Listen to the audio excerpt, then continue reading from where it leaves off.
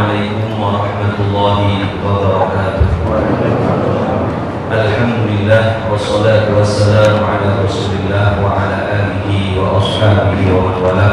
Hadirin rahimakumullah, sebagai seorang muslim kita dituntut untuk selalu memperbaiki dan menjaga niat-niat yang ada di dalam hati kita. Baik buruknya perbuatan seseorang sangat bergantung sekali dengan niat yang ada di dalam hatinya. Niat yang baik akan menjadikan sebuah perbuatan itu menjadi baik. Dan sebaliknya, niat yang buruk akan menjadikan perbuatan itu menjadi buruk. Inilah yang ditegaskan oleh Rasulullah SAW dalam sebuah hadis yang sangat masyhur, innamal a'malu binniyat wa innama likulli imri'in ma nawa. Sesungguhnya amal kita semua itu tergantung daripada niat, dan kita akan diberikan pahala sesuai dengan apa yang kita niatkan itu.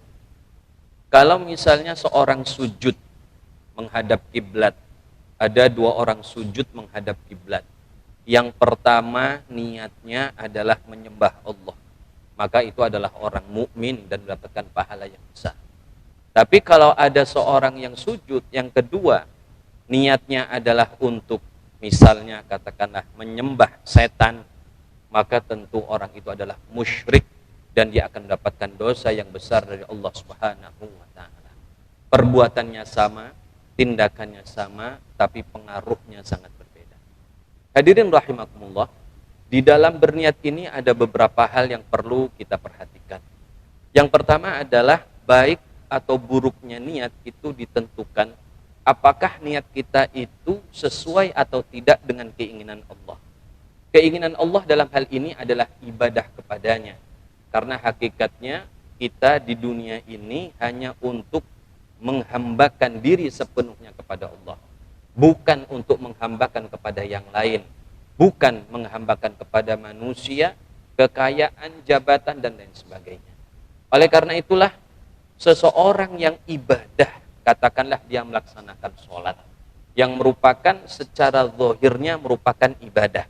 Tapi jika niatnya itu bukan untuk ibadah, bukan untuk menyembah, menghambakan diri kepada Allah, maka tidak ada pahala dari sholatnya tersebut. Meskipun sholatnya sah, meskipun sholatnya sesuai dengan rukun dan syarat, tetapi ketika seorang niatnya itu bukan melaksanakan sholat untuk Allah, tetapi misalnya karena nggak enak dengan tetangga, karena ingin disebut sebagai orang yang soleh dan lain sebagainya, maka sholatnya itu meskipun dari awal sampai akhir sesuai dengan tata cara yang ditetapkan oleh Allah, tapi karena niatnya tidak benar, maka tidak diterima sholat itu dan tidak ada pahalanya dari Allah SWT. Tetapi sebaliknya, kalau ada seseorang melakukan sebuah perbuatan yang bukan ibadah, misalnya seseorang itu bekerja, buka toko, bekerja sebagai pegawai dan lain sebagainya, tujuannya adalah untuk menghambakan diri kepada Allah. Dia bekerja untuk supaya dapat memenuhi kebutuhan keluarganya. Dia bekerja dengan keinginan, niat bahwa nanti kalau dia punya harta yang cukup, dia ingin ibadah yang memerlukan banyak harta, misalnya dia ingin pergi haji dan lain sebagainya. Maka perbuatan itu akan dinilai, pekerjaan itu akan dinilai oleh Allah Subhanahu wa taala sebagai sebuah ibadah. Jadi ibadah secara zahir, kalau batinnya, niatnya bukan ibadah, maka tidak ada gunanya. Dan sesuatu yang bukan ibadah, kalau diniatkan sebagai ibadah, maka itu akan dinilai ibadah oleh Allah Subhanahu wa taala. Oleh karena itulah, jaga benar-benar niat kita itu, supaya jangan sampai untuk mendapatkan keridhaan kecuali dari Allah Subhanahu wa taala. Yang kedua yang kita perlu perhatikan dari niat kita adalah sebuah niat itu tidak bisa, atau untuk menunjukkan bahwa niat itu adalah niat yang baik, niat yang benar, adalah tidak boleh bertentangan dengan perbuatan secara nyata. Perbuatan yang ia laksanakan di alam nyata. Misalnya begini, Ada orang tadi berdagang. Ditanya, "Untuk apa kamu berdagang?" "Saya ingin kalau punya duit yang banyak, saya ingin sedekah. Saya ingin pergi umroh. Saya ingin membantu kalau ada masjid atau pesantren atau anak-anak yang ingin sekolah, saya akan biayai." Lalu ketika dia bekerja dan Allah berikan rezeki yang banyak, sudah dapat harta yang dia harapkan itu, maka kita akan lihat apakah selama ini niatnya memang sesuai dengan apa yang ia dulu katakan atau tidak. Kalau ketika dia sudah dapat harta, ketika dimintai, "Pak, ini ada pembangunan masjid," dia mengelak, nggak mau memberikan. Artinya niatnya yang dia nyatakan di awal itu adalah salah. Bukan niat. Niatnya palsu, tidak sesuai dengan kenyataan. Kalau ketika dia sudah punya harta, disuruh untuk pergi umroh, pergi haji, sementara dia mampu, tidak ada halangan, tapi dia mengelak, nggak mau melakukannya. Artinya selama ini apa yang dia ucapkan dari niatnya itu tidak ada nilainya dan tidak ada pahalanya dari Allah Subhanahu wa Ta'ala. Oleh karena itu, niat yang kita nyatakan harus kita realisasikan ketika kita mampu atau pada saat di mana kita mampu untuk merealisasikannya. Kemudian rahimakumullah, berkaitan juga dengan niat, bahwa niat seseorang itu tidak bisa membenarkan perbuatan maksiat yang ia lakukan. Kalau ada seorang bermaksiat lalu mengatakan, "Saya ini bermaksiat tujuannya baik," maka itu adalah omong kosong. Kalau ada seorang misalnya mencuri harta orang lain dengan mengatakan, "Saya ingin harta ini saya serahkan kepada fakir miskin," maka bagaimanapun meskipun niatnya itu baik, ingin menolong orang-orang yang fakir miskin, tetapi karena caranya salah, perbuatannya adalah maksiat, maka tidak bisa diterima niatnya itu, dan dia tetap dihukumi sebagai orang yang salah dan berdosa di hadapan Allah Subhanahu wa Ta'ala. Kalau ada orang misalnya ngobrol dengan temannya, dalam obrolan itu dia menggunjing, menceritakan keburukan orang lain yang tidak ada di situ. Ya, ketika ditanya, "Kenapa Anda kok menceritakan keburukan?" "Ya, saya nggak enak ya sama yang saya ajak ngobrol, takut menyakiti dia, dan saya ingin supaya hati dia senang dalam obrolan saya." Maka meskipun niatnya itu baik, ya ingin menyenangkan hati orang yang ada di hadapannya, tapi caranya salah, maka dia pun dianggap salah dalam perbuatan itu. Hadirin rahimakumullah. Berikutnya berkaitan dengan niat yang juga perlu kita perhatikan adalah bahwa Allah Subhanahu wa Ta'ala telah membuka pintu yang sangat lebar bagi kita untuk mendapatkan pahala yang banyak melalui niat kita itu. Satu perbuatan yang kita lakukan bisa dikumpulkan di dalamnya beberapa jenis niat.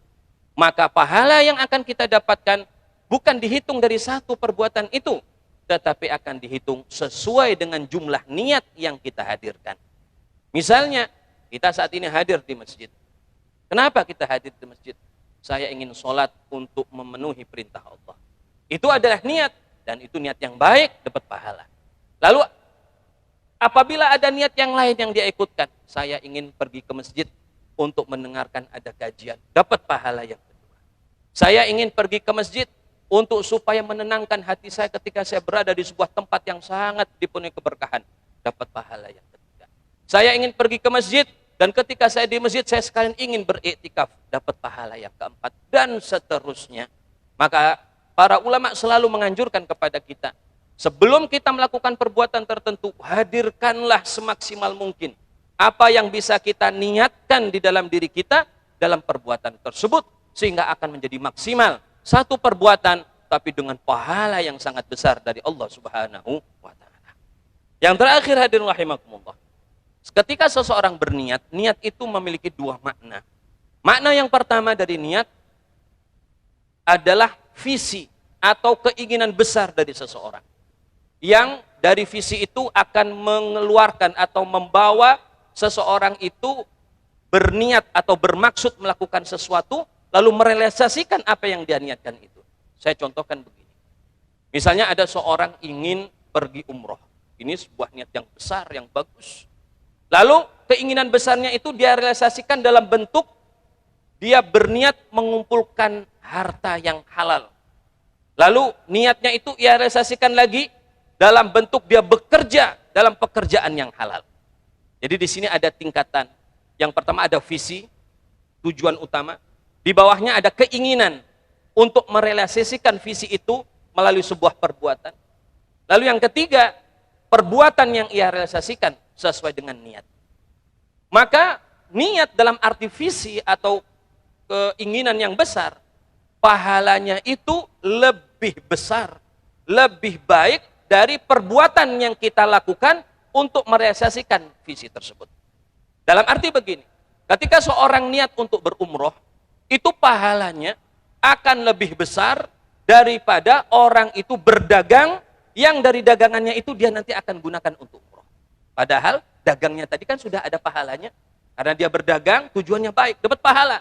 Tapi pahala dari dagangnya itu ya, lebih kecil daripada pahala yang Allah berikan dari visi besarnya.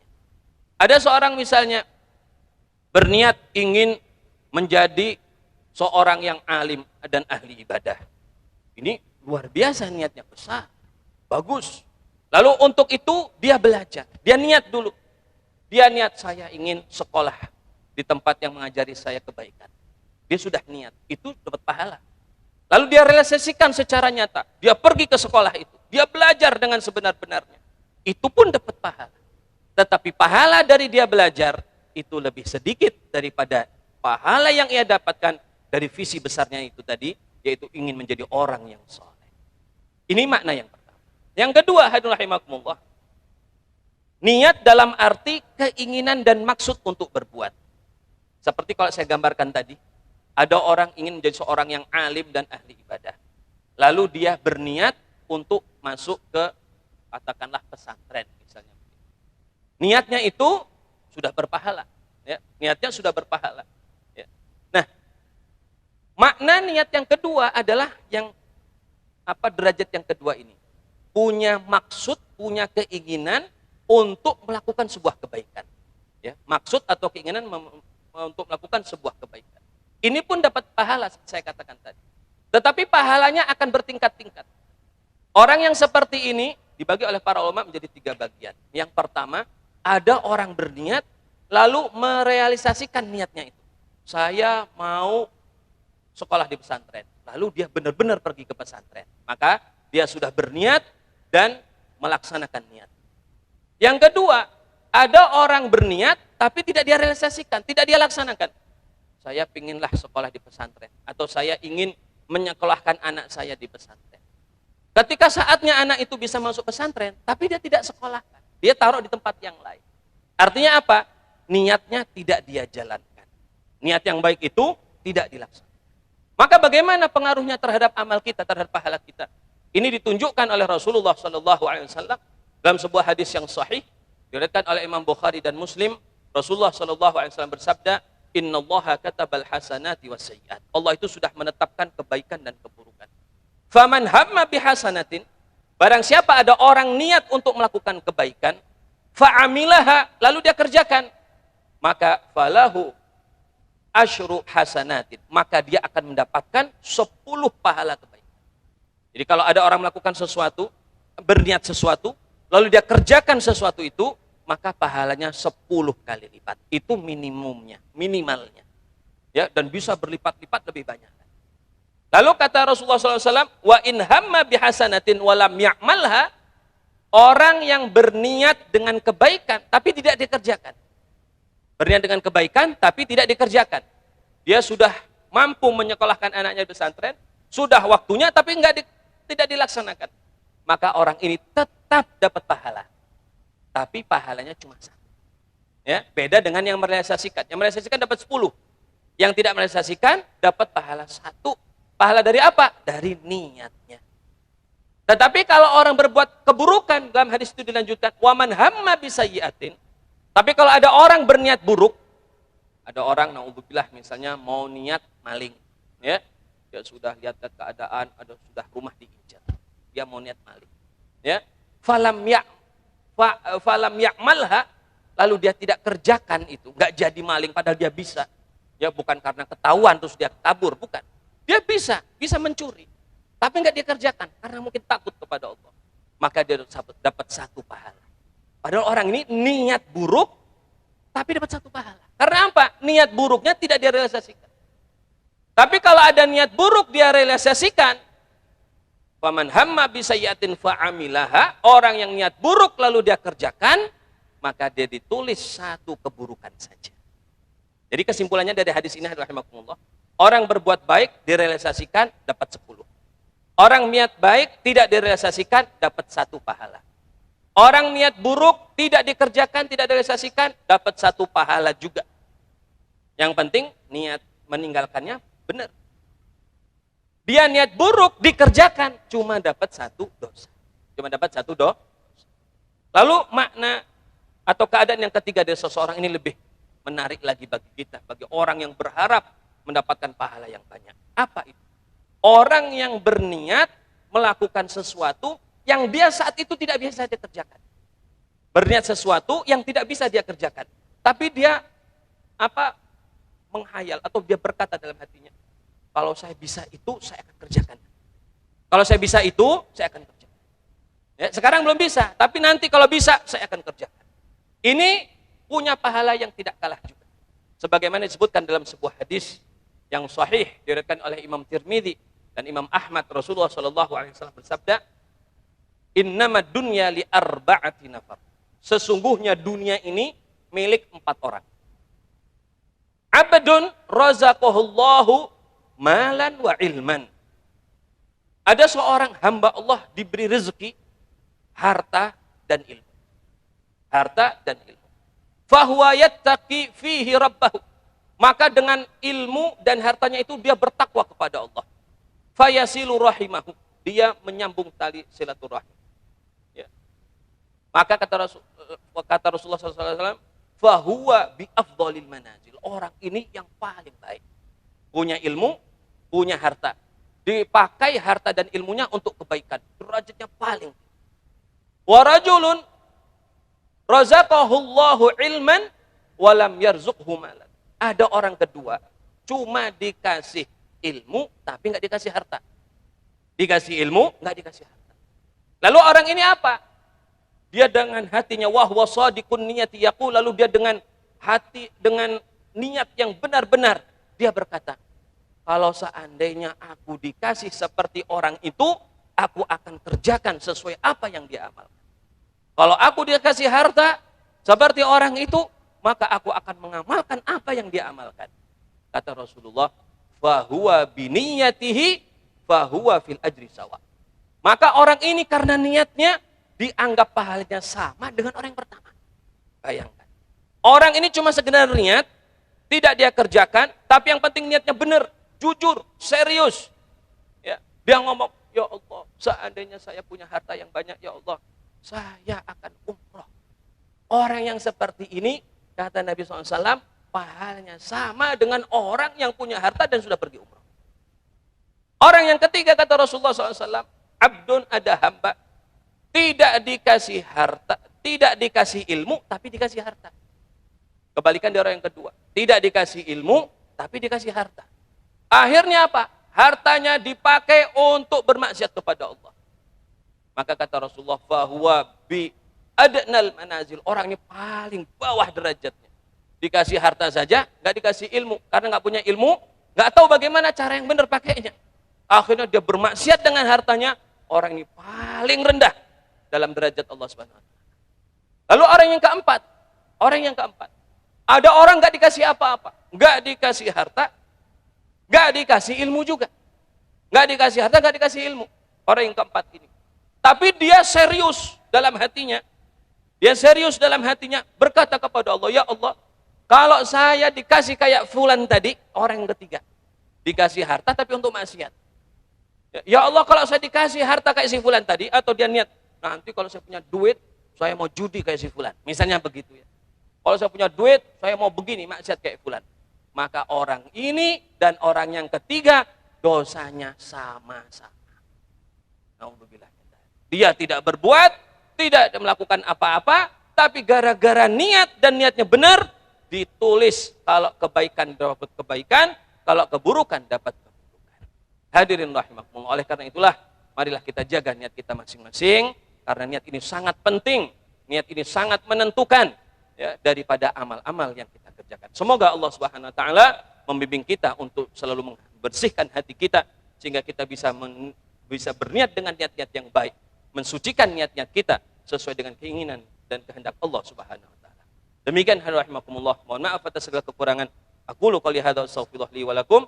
Wassalamualaikum warahmatullahi wabarakatuh.